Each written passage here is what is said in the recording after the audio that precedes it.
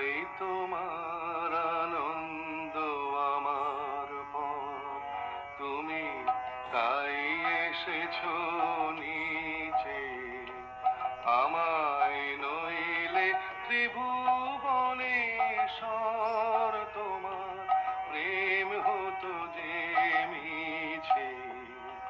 তাই তোমার আনন্দ আমার পর। আজ পাঠ করছি স্বামী তথাগতানন্দের মহাজীবনীর জলছবি গ্রন্থ থেকে। এখানে আছে ঠাকুর শ্রীরামকৃষ্ণ, শ্রী শ্রী মা এবং স্বামীজির ভালোবাসার কথা। আজকের পাঠ দ্বিতীয় পর্বে।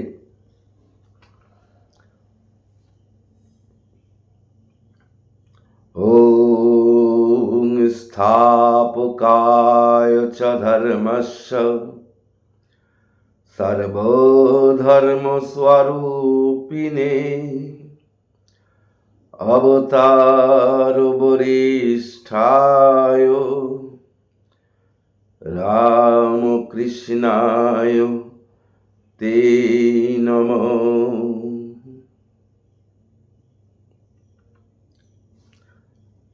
ঈশ্বরের জন্য আকুতি। তুই আর আমি এক।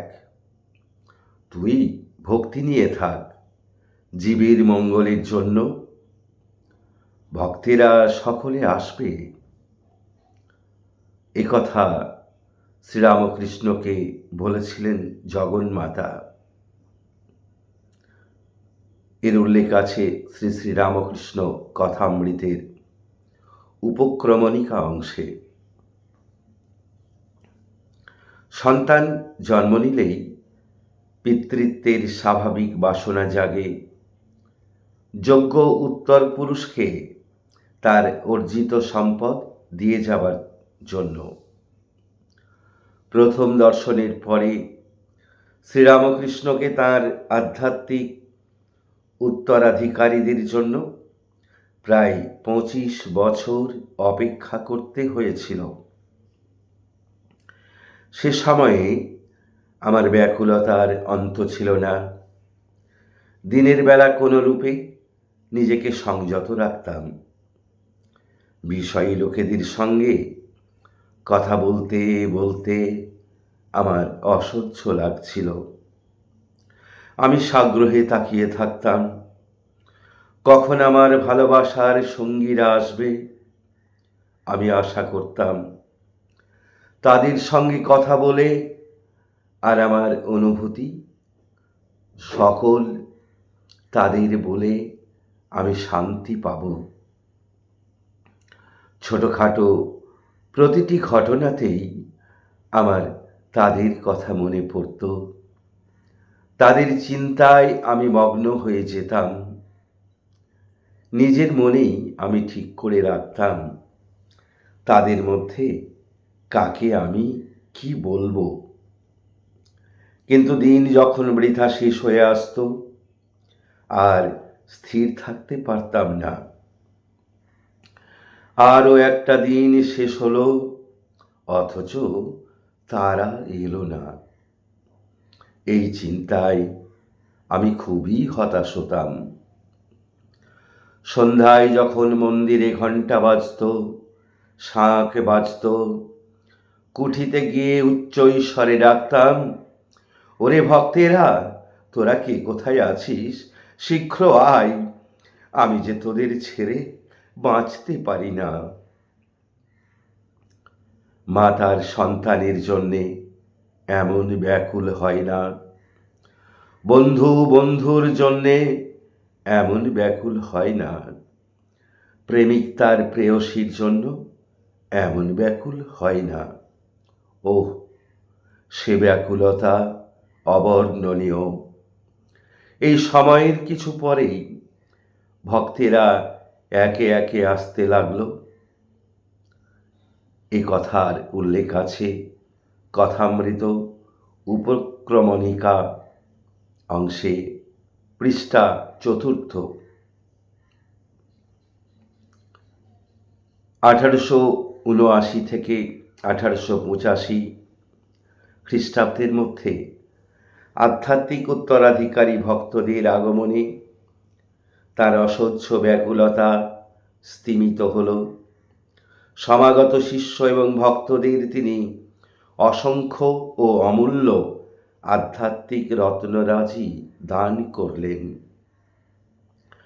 প্রগাঢ় অধ্যাত্ম শক্তি ও ভালোবাসা দিয়ে তিনি তাদের হৃদয় মথিত করলেন। তার আবির্ভাবের উদ্দেশ্যে সিদ্ধির অনুকূলে তাদের ধীরে ধীরে গড়ে তুললেন। এক্ষেত্রে তার অধ্যাত্ম উপদেশ ও কার্যাবলীর ভূমিকা ছিল গৌণ। ভক্তদের স্বাভাবিক প্রবৃত্তি আজন্ম লালিত সংস্কার অনুসারে তিনি নীরবে তাদের শিক্ষা দিতে লাগলেন। তার সুগভীর প্রজ্ঞার মাধ্যমে পূর্ব অবতারদের মতো তিনিও কেবলমাত্র অন্তরঙ্গ ত্যাগব্রতীদের তার মূল শিক্ষা দিতেন এবং নিজ আধ্যাত্মিক উপলব্ধির কথা বলতেন।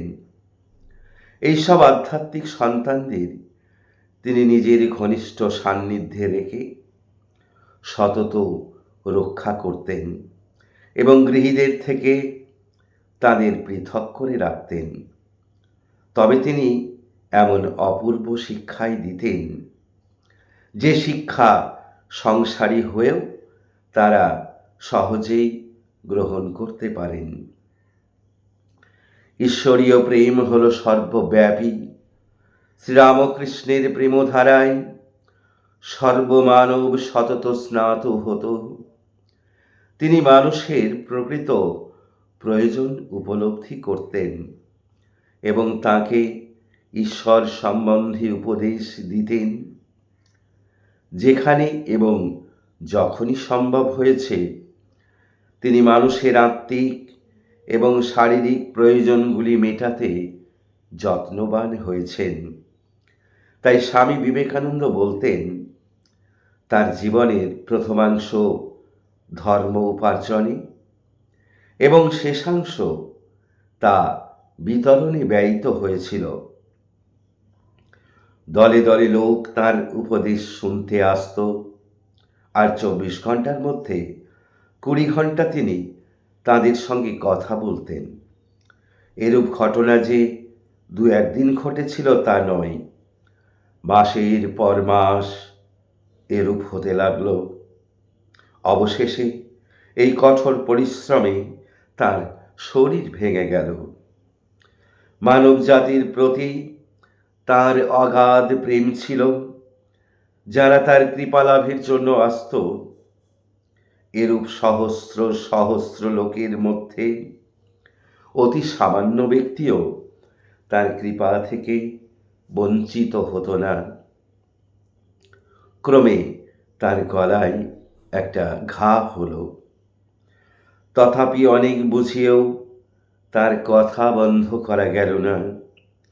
আমরা তার নিকট সর্বদা থাকতাম, যাতে তার কোনো কষ্ট না হয়। এজন্য লোকজনের সঙ্গে দেখা সাক্ষাৎ বন্ধ করবার চেষ্টা করতে লাগলাম।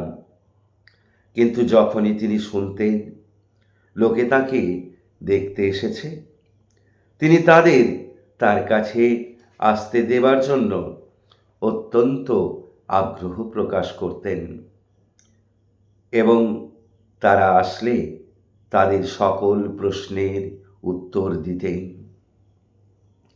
যদি কেউ বলতো, এইসব লোকজনের সঙ্গে কথা বললে আপনার কষ্ট হবে না, তিনি হেসে এইমাত্র উত্তর দিতেন, কি দেহের কষ্ট?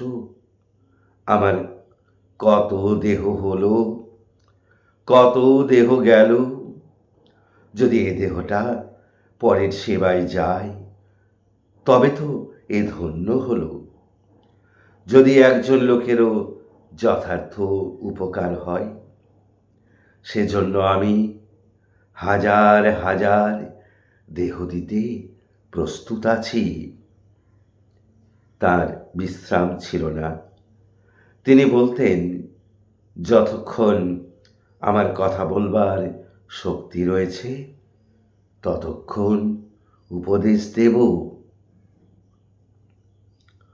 রমারোলা তার রামকৃষ্ণের জীবন অধ্যায় 12 সমুদ্র সঙ্গমে নদী এই অংশে বলছেন, মানব প্রেমে প্রদত্ত ঈশ্বর পুরুষেরা যে চরম ত্যাগ স্বীকার করেন তারই প্রতিমূর্তি ছিলেন শ্রীরামকৃষ্ণ। তিনি বলতেন, একটি আত্মাকেও সাহায্য করার জন্য যদি আমাকে জন্ম জন্ম আসতে হয়, হোক না তা কুকুর জন্ম, তবু তাতে আমার কষ্ট নেই। তার এই কথাগুলি প্রজ্ঞাদীপ্ত, মানুষের অন্তরে সুগভীর অনুভূতির সৃষ্টি করে। কোথা হতে আসে,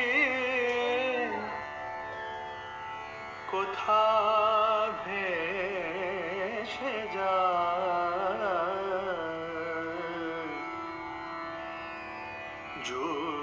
জোড়াইতে চায়, কোথায়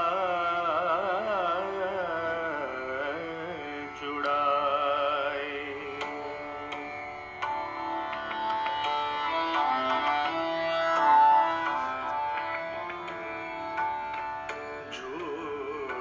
জোড়াইতে চায়, কোথায় জোড়ায়, জোড়াইতে চায়, কোথায় জোড়ায়, কোথা হতে আসে, কোথা ভেসে যায়।